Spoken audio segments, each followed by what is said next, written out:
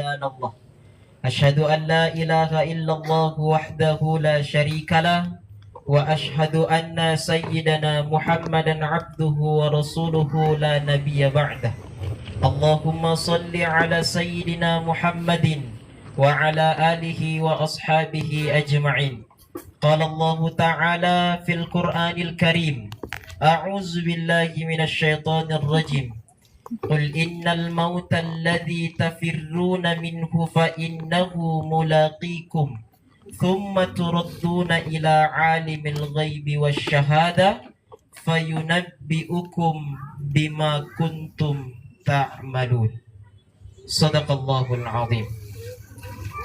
Hadirin Bapak Ibu yang dimuliakan Allah Subhanahu wa taala, tidak ada kata yang paling pantas kita ucapkan untuk mewakili rasa syukur kita kepada Allah atas berbagai macam nikmat yang Allah Subhanahu wa taala berikan kepada kita semua.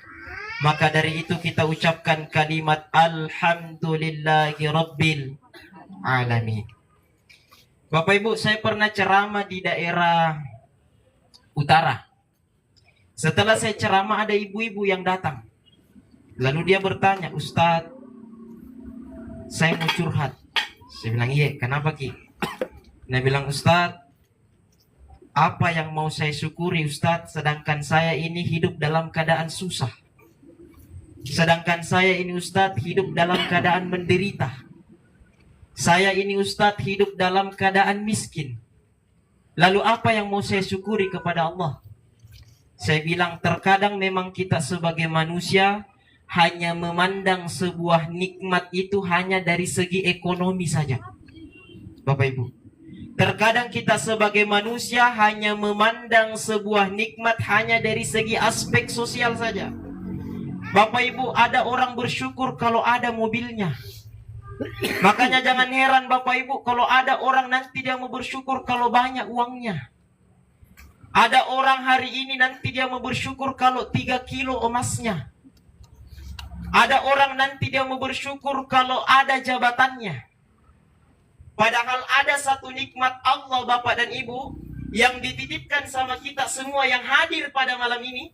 Dan satu nikmat itu tidak mampu kita bayar berapapun jumlahnya. Nikmat apa itu? Nikmat sehat wal afiat. Bapak Ibu yang dimuliakan Allah, nikmat sehat walafiat adalah nikmat yang besar yang Allah titipkan sama kita Bapak dan Ibu. Kalau tidak kita percaya, saya kasih ki bukti. Ibu-ibu, kira-kira kalau saya kasih ki uang 3 miliar, mau ki? Mau? Mau? Mau? Tapi begitu saya kasih langsung kena stroke. Langsung buta. Langsung tuli. Siapa tadi mau? Mau dia apa uang 3 miliar kalau tuli ki? Mau dia apa uang 3 miliar kalau lumpuh ki? Mau dia apa uang banyak kalau nak kena ki stroke? Itu artinya apa Bapak dan Ibu? Nikmat yang besar yang Allah berikan sama kita bukan nikmat harta. Tapi nikmat apa itu nikmat yang besar? Ada nikmat sehat wal afiat. Maka dari itu kita ucapkan alhamdulillahi rabbil alamin. Timbul pertanyaan, apakah nikmat sehat wal afiat itu adalah nikmat yang besar? Ternyata tidak Bapak dan Ibu. Ada nikmat yang lebih besar daripada nikmat sehat wal afiat. Nikmat apa itu? Nikmat iman dan Islam. Bapak Ibu yang dimuliakan, saya kasih lagi contoh. Ada orang Bapak Ibu banyak uangnya, raja, banyak istrinya, banyak pembantunya, kerikil-kerikil rumahnya satu di antaranya terbuat dari emas. Tapi karena tidak ada iman dalam dirinya, sehingga Allah hinakan dia. Siapa dia? Fir'aun laknatullah alaih. Bapak Ibu yang dimuliakan Allah, itu Fir'aun ibu orang kaya, sehat badannya, banyak pembantunya, banyak istrinya, tapi karena tidak ada iman dalam dirinya, sehingga Allah hinakan itu Fir'aun. Mana buktinya Allah hinakan Fir'aun? Di dalam Al-Quran Allah vonis Fir'aun masuk ke dalam neraka. Kalau kita ini masih 50-50. Tapi kalau Fir'aun divonis haram dia masuk surga. Bapak Ibu yang dimuliakan Allah. Apakah sampai di situ laknat Allah terhadap Fir'aun? Ternyata tidak. Masih banyak laknat Allah terhadap Fir'aun yang tidak punya iman. Mana buktinya Allah laknat itu Fir'aun? Sampai hari ini tidak ada ibu-ibu mau kasih nama anaknya Fir'aun. Betul tidak? Betul. Jangankan kasih nama anak Fir'aun, dituduki saja Fir'aun marah Biki. Iya tuh. Bapak Ibu yang dimuliakan Allah. Makanya tidak ada gunanya sehat badannya orang, banyak uangnya, tapi kalau tidak ada iman dalam dirinya. Itu pejabat. Pejabat itu yang korupsi-korupsi Bapak Ibu. Yang di Jakarta itu yang di pusat. Ada itu kemarin korupsi berapa miliar itu. Berapa triliun. 200 triliun. Ada korupsi 13 triliun. Bapak Ibu. Itu orang sehat badannya, banyak uangnya, tapi apa? Tidak ada iman dalam dirinya. Makanya bahaya itu Bapak dan Ibu. Kalau orang banyak uangnya, sehat badannya, baru tidak ada imannya. Jadi perlu seimbang antara sehat walafiat, harta yang ada, dan iman kepada Allah Subhanahu wa ta'ala. Salam dan salawat senantiasa tercurah kepada baginda Nabi besar Muhammad sallallahu alaihi wasallam. Allahumma salli ala sayyidina Muhammadin wa ala alihi wa ashabihi ajma'in. Bapak Ibu yang dimuliakan Allah Subhanahu wa ta'ala, sekaitan dengan kematian. Tapi Ibu,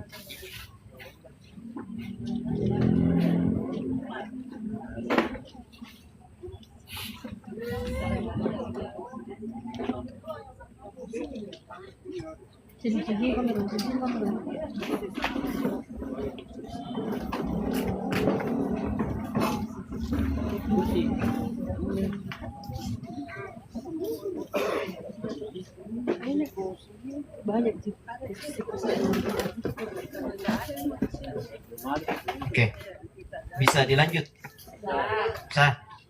Saya cerita-cerita tadi sebentar. Bapak Ibu yang dimuliakan Allah Subhanahu wa ta'ala, saya tadi cerita-cerita sama keluarganya almarhum. Katanya almarhum ini wafat di usianya yang ke 52 tahun.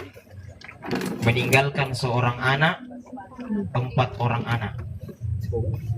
Dan meninggal secara tiba-tiba. Bapak Ibu yang dimuliakan Allah Subhanahu wa ta'ala. Sekaitan dengan kematian Bapak dan Ibu. Jadi itu kematian Bapak dan Ibu adalah merupakan maunya Allah, bukan maunya kita manusia. Saya ulang, kematian itu Bapak dan Ibu adalah merupakan maunya Allah, bukan maunya kita manusia. Karena kalau kutanya satu-satu, mau Miki gak mati? Pasti jawaban tak, belum pi Ustadz, karena mau tak. Iya toh? Tapi lagi-lagi kematian ini Bapak dan Ibu bukan maunya kita manusia, tapi maunya Allah. Iya. Makanya kata Nabi, kafa bil mauti wa'idha. Jadikan kematian itu sebagai pembelajaran besar dalam diri kalian. Orang kalau sadar dirinya akan mati Bapak dan Ibu, maka pasti dia akan mempersiapkan bekal mati. Iya. Makanya kata Nabi, kafa bil mauti wa'idha. Jadikan kematian itu sebagai pelajaran besar dalam diri kalian. Iya. Tapi kematian itu Bapak dan Ibu bukan persoalan pertanyaan, bukan persoalan jawaban, bukan persoalan siap atau tidak. Tetapi kalau tiba masanya sampai waktunya, pasti kita semua ini akan mati menghadap Allah Subhanahu wa ta'ala. Ada 3 misteri di balik kematian Bapak dan Ibu.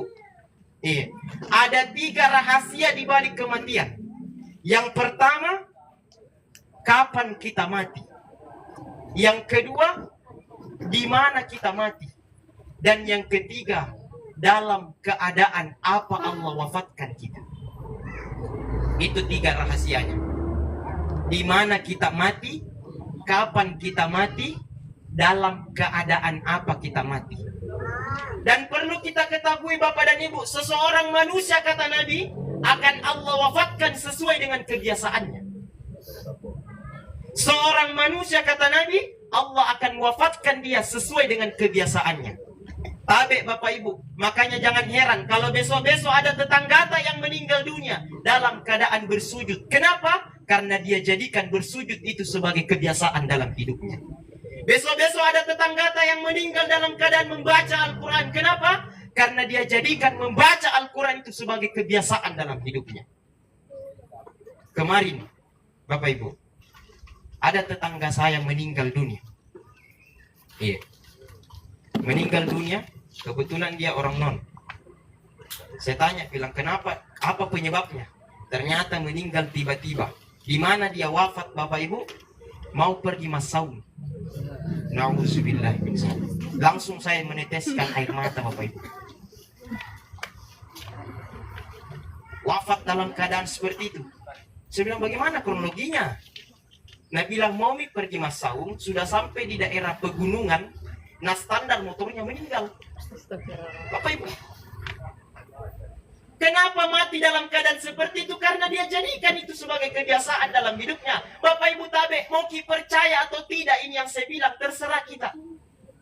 Tapi intinya saya sudah sampaikan apa yang disampaikan oleh baginda Nabi besar Muhammad sallallahu alaihi wasallam. Makanya di dalam Al-Qur'an Bapak Ibu Allah berfirman, "Rabbana absorna." Nanti di akhirat kata Allah, ada orang yang berkata, "Rabbana absorna." Ya Tuhan kami, mata kami sudah melihat azab. Wasami'na, telinga kami sudah mendengar azab. Farji'na na'mal solihan, hidupkan kami kembali ke dunia ya Allah. Inna mukinun, kami yakin seyakin-yakinnya. Tapi penyesalan pada saat itu tidak lagi ada gunanya. Karena penyesalan yang paling hina, penyesalan yang paling jelek adalah penyesalan nanti ketika menghadap Allah Subhanahu wa ta'ala. Bapak Ibu yang dimuliakan Allah, kita semua ini kan akan meninggal dunia. Dan yang hidup itu adalah kenangan waktu kita masih hidup. Bapak Ibu tabe, kalau baik ki waktu hidup, nanti kalau kita meninggal dunia, maka insya Allah itu juga yang akan ingat orang. Tapi kalau tidak baik ki waktu hidup Bapak dan Ibu, nanti kalau kita meninggal dunia, yakin dan percaya itu juga yang akan cerita orang. Apa bedanya Fir'aun? Fir'aun meninggal dunia Bapak dan Ibu, sampai malam ini kejelekan dan keburukannya masih dicerita. Korun meninggal dunia, sampai hari ini kesombongannya masih dicerita. Haman meninggal dunia, sampai hari ini kebusukannya masih dicerita. Tapi Nabi Muhammad juga wafat. Tapi beliau wafat dalam keadaan husnul khotimah, sehingga kebaikannya diukir dengan tinta emas sampai hari ini. Nabi Musa meninggal dunia, Nabi Ibrahim meninggal dunia, tapi sampai hari ini orang-orang masih bercerita tentang kebaikan-kebaikan, sehingga itu yang dikenang orang sepanjang masa. Iya. Maka dari itu Bapak Ibu keluarga, selama kita masih hidup, maka goreskanlah tinta-tinta kebaikan, supaya nanti ketika kita meninggal dunia, itu akan menjadi kenangan, dan itu akan menjadi pertolongan kita nanti di hadapan Allah Subhanahu wa ta'ala. Iya. 3 hari yang lalu Bapak Ibu, ini malam ketiga. 3 hari yang lalu Bapak dan Ibu, Allah telah menepati janjinya di dalam Al-Quran. Apa janjinya Allah? Kullu nafsin dha'iqatul maut. Apa Nabi bilang Allah? Coba kita perhatikan artinya. Setiap yang bernyawa, setiap yang berjiwa pasti akan mati. Bapak Ibu tabe, Allah tidak katakan setiap yang tua itu pasti mati. Tidak. Berapa banyak orang yang wafat di usia muda. Allah juga tidak katakan Bapak Ibu setiap yang sakit itu pasti mati. Tidak. Berapa banyak manusia yang wafat secara tiba-tiba. Tapi apa Allah katakan? Setiap yang bernyawa, setiap yang berjiwa pasti akan mati menghadap Allah Subhanahu wa ta'ala. Yeah. Dan minta tolong Bapak Ibu tabe tak dan pengekak maraja. Kalau kita bicara tentang kematian, jangan pernah lihat kondisi fisiknya seseorang. Kalau kita bicara mati, jangan pernah lihat akte kelahirannya orang. Siapa yang pertama lahir, siapa yang di belakang lahir. Kenapa? Karena kematian tidak memandang itu. Saya selesai menyampaikan ceramah, Bapak Ibu selesai mendengarkan ceramah, kita semua meninggalkan tempat. Ainama takunu yudrikumul maut. Allah seolah-olah Allah berkata kepada malaikat Israel, wahai malaikat Israel, ikuti seluruh manusia yang sedang beraktivitas tanpa melihat dia sedang beribadah atau dia bermaksiat. Kalau tiba ajalnya, maka cabut nyawanya. Kalau tiba waktunya, maka cabut nyawanya. Ainama takunu yudrikumul maut. Dimanapun kalian berada, kata Allah, maka kematian itu pasti akan mendatangi kalian. Bapak Ibu yang dimuliakan Allah Subhanahu wa ta'ala. Dan biasanya Bapak Ibu, ketika malaikat Israel sudah mencabut nyawa di tempat ini, maka dia akan singgah 40 rumah sebelah kanan. 40 rumah sebelah kiri, 40 rumah ke depan, 40 rumah ke belakang. Jadi hitung-hitungnya rumah Ibu. Kemarin saya ceramah, kemarin malam saya ceramah di Latupa. Malam ketiga. Kemarin dulu sampingnya. Iya Bapak Ibu, sampingnya itu saya ceramah takziah malam ketiga. Besoknya saya ceramah lagi tadi malam ketiga. Saya bilang bagaimana kronologinya. Nah bilang pulang melayat, tiba-tiba meninggal dunia secara tiba-tiba. Saya bilang ada riwayat penyakitnya, ada jantung. Iya. Bapak Ibu yang dimuliakan Allah Subhanahu wa ta'ala, itu kematian Bapak Ibu. Iya. Tidak bisa kita aturi bilang kapan kita mau mati. Iya. Itu tadi rahasianya Allah. Di mana kita mati, kapan kita mati, dalam keadaan apa kita mati. Bapak Ibu yang dimuliakan Allah Subhanahu wa ta'ala, biar mau sekali ki mati, tapi kalau belum sampai waktunya tidak mati ki. Begitupun sebaliknya, biar tidak mau ki mati, tapi kalau tiba waktunya sampai masanya, maka pasti kita akan wafat menghadap Allah Subhanahu wa ta'ala. Tapi yang menjadi pertanyaan Bapak Ibu, sudahkah kita siap menghadapi dahsyatnya guncangan sakaratil maut? Itu pertanyaannya Bapak Ibu. Sudahkah kita semua ini siap menghadapi dahsyatnya guncangan sakaratil maut? Nabi memberikan kita informasi bahwa sakitnya sakaratil maut, kata Nabi, seperti seekor kambing yang dikuliti hidup-hidup. Bapak Ibu, sakitnya sakaratil maut, kata Nabi, seperti seekor kambing yang dikuliti hidup-hidup. Iya. Makanya itu Ibu, biasa lihat orang. Ini juga saya mendapatkan pelajaran ketika saya di pondok. Dia bilang, Ustadku, ternyata puncak rasa sakit yang dialami oleh si mayit, calon jenazah itu ketika dia sudah diam. Iya. Kalau biasa dia orang sakaratil maut Ibu, tapi masih ada suaranya keluar, itu belum sampai puncaknya. Tapi kapan sampai puncaknya? Ketika dia tidak bisa berkata-kata lagi. Biasa dia bolak matanya, manganga mulutnya. Itu dia sedang merasakan dahsyatnya sakaratil maut. Bapak Ibu yang dimuliakan Allah. Dan yakin dan percaya semua manusia pasti akan merasakan yang namanya dahsyatnya sakaratil maut. Jangan kita Bapak Ibu sebagai manusia biasa. Nabi Muhammad tidak ada dosanya. Surga Allah ciptakan untuk Nabi Muhammad. Allah ciptakan dunia untuk Nabi Muhammad. Tidak pernah salah, tidak pernah berdosa. Tapi coba kita lihat kisahnya. Ketika dicabut nyawanya, apa Nabi bilang Nabi Muhammad? Wahai malaikat Israel, sungguh sakit sakaratil maut ini. Itu Nabi bilang Bapak Ibu. Wahai malaikat Israel, sungguh sakit sakaratil maut ini.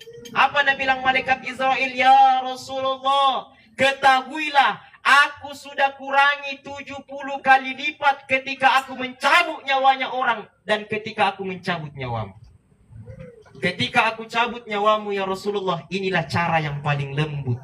Tapi apa kata Nabi? Sungguh sakit sakaratil maut ini ya malaikat Israel. Bagaimana nih kita Bapak Ibu? Banyak dosa tak? Setiap hari berdosa, setiap hari berbuat salah, setiap hari cerita jeleknya orang tanpa melihat jelek tak sendiri. Ini penyakitnya ini semua. Ibu-ibu, bapak-bapak juga, tapi banyak ibu-ibu. Nah, sering cerita jeleknya orang tanpa melihat jelek tak sendiri Bapak Ibu. Kenapa kita selalu menjadi hakim untuk orang lain? Jangan Bapak Ibu. Lihat diri tak, banyak dosa tak. Bapak Ibu, ada orang pernah bertanya, Ustaz, namanya manusia tempatnya salah, namanya manusia tempatnya dosa. Itulah kenapa Bapak dan Ibu, setiap kita selesai sholat, Assalamualaikum warahmatullah, Assalamualaikum warahmatullah. Maka yang pertama kali keluar dari lisan kita, dari bibir kita adalah kalimat istighfar. Astaghfirullahaladzim alladzi la ilaha illa huwal hayyul qayyum wa atubu ilaik. Kata Nabi, siapa yang baca itu tadi 3 kali setiap selesai sholat fardu, maka Allah akan ampuni seluruh dosa-dosanya 1 tahun yang telah lalu dan 1 tahun yang akan datang. Itu dibaca. Astaghfirullahaladzim alladzi la ilaha illa huwal hayyul qayyum wa atubu ilaik. Jadi itu Ibu, setiap kita selesai sholat duduk-duduk dulu istighfar. Bapak-bapak kalau di masjid sudah sholat duduk-duduk dulu istighfar. Nah sabang kata tuh tahu ada juga orang setiap selesai sholat Assalamualaikum warahmatullahi wabarakatuh, Assalamualaikum warahmatullahi wabarakatuh. Apa lutu? Langsung lompat. Tidak ditahu mau pergi mana. Duduk-duduk dulu istighfar. Bapak Ibu yang dimuliakan Allah Subhanahu wa ta'ala. Kenapa banyak dosa tak?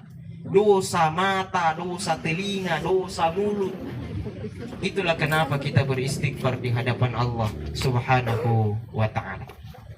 Ada yang bertanya, Ustaz, tidak kuhafal panjang sekali. Bisa jadi kasih pendek. Astaghfirullahaladzim wa atubu ilaik. Nah, itu versi pendeknya. Masih panjang, kasih pendek lagi.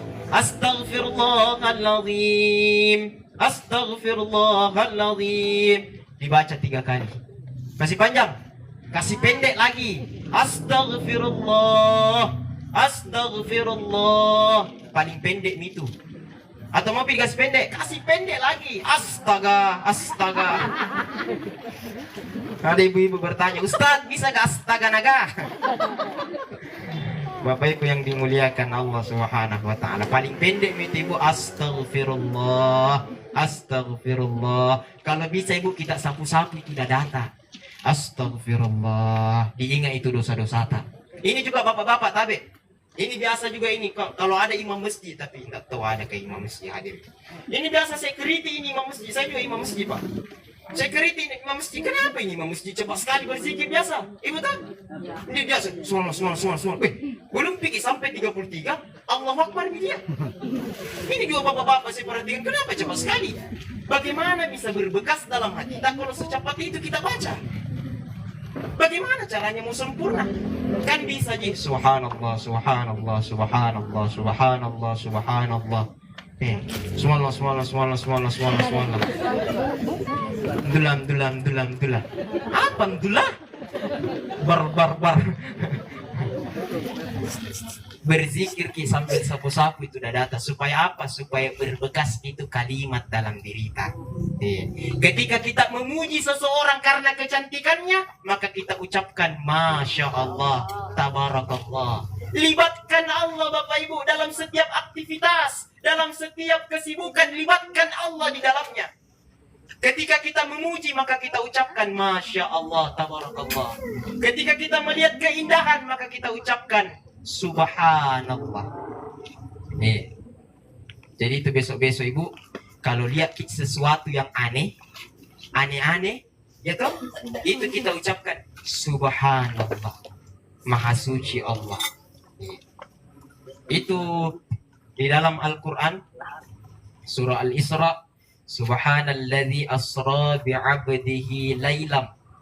Maha Suci Allah yang telah memperjalankan hambanya Muhammad dari Masjidil Haram ke Masjidil Aqsa lailam, tidak cukup satu malam. Artinya apa Bapak dan Ibu? Dalam Al-Quran itu setiap sesuatu kejadian yang terjadi di luar kepala, di luar ekspektasi, tidak masuk akal, maka pasti dimulai dengan kata Subhanallah atau Subhanalladzi, Maha Suci Allah.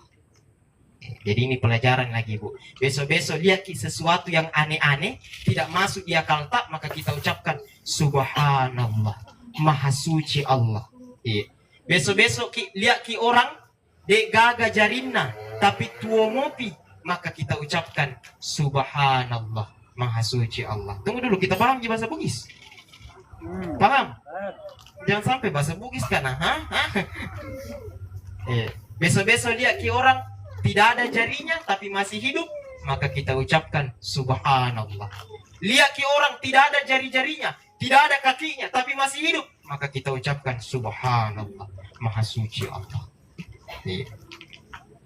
Apalagi ketika kita memuji, Masya Allah. Ketika kita mendapatkan musibah atau mendengarkan musibah, maka kita ucapkan kalimat Inna lillahi wa inna ilaihi raji'un. Segalanya milik Allah dan pada masa yang telah ditetapkan kita semua ini akan kembali kepada Allah Subhanahu wa ta'ala.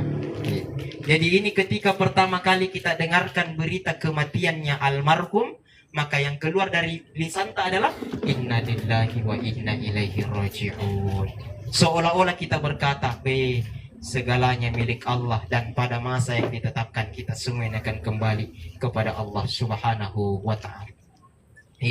Bapak Ibu yang dimuliakan Allah, libatkan Allah dalam setiap aktivitas, dalam setiap kesibukan, supaya Allah datangkan keberkahan dalam hidup.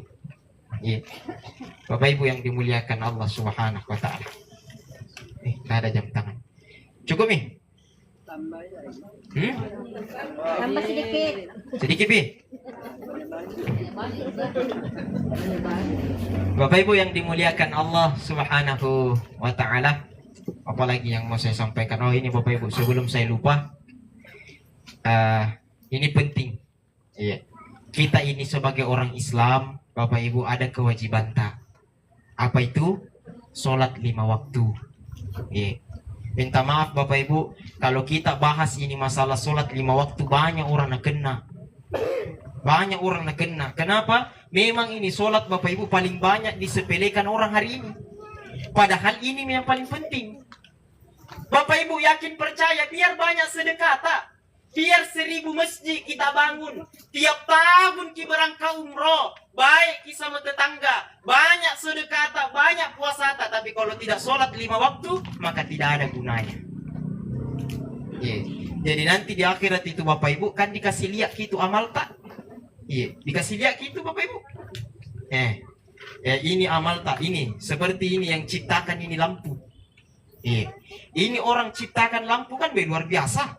Banyaknya pahalanya, iya tuh. Jadi dikasih lihat nanti, ini pahalamu kau ciptakan lampu, nak pakai orang dengar ceramah, banyak pahalamu. Dikasih lihat itu ini pahalamu. Tapi mana kuncinya? Apa kuncinya? As-salatu miftahul jannah. Salat itu adalah kunci surga. Makanya nanti kata Nabi, ada orang banyak amalnya, banyak puasanya, banyak sedekahnya, banyak amalan hajinya, tapi tidak ada kuncinya. Mana kuncinya? Tidak ada. Jadi sia-sia itu amalnya Bapak Ibu. Ada yang bertanya, Ustaz, bagaimana nih orang yang sholat tapi bolong-bolong? Sholat duhur, tidak sholat subuh, tidak sholat lagi asar. Kapan pindah sholat maghrib? Kapan lagi nak sholat duhur lagi besok? Bagaimana itu? Ada di kunci surganya, tapi cipe-cipe. Cipe-cipe Ibu. Ada tuh kunci surga tapi cipe-cipe. Jadi silat nanti gimana nih kunci ini. Bapak Ibu yang dimuliakan Allah Subhanahu wa taala. Salat Bapak Ibu, ini penting sekali. Minta maaf perlu saya sampaikan Bapak Ibu. Iya. Kenapa? Karena salat ini adalah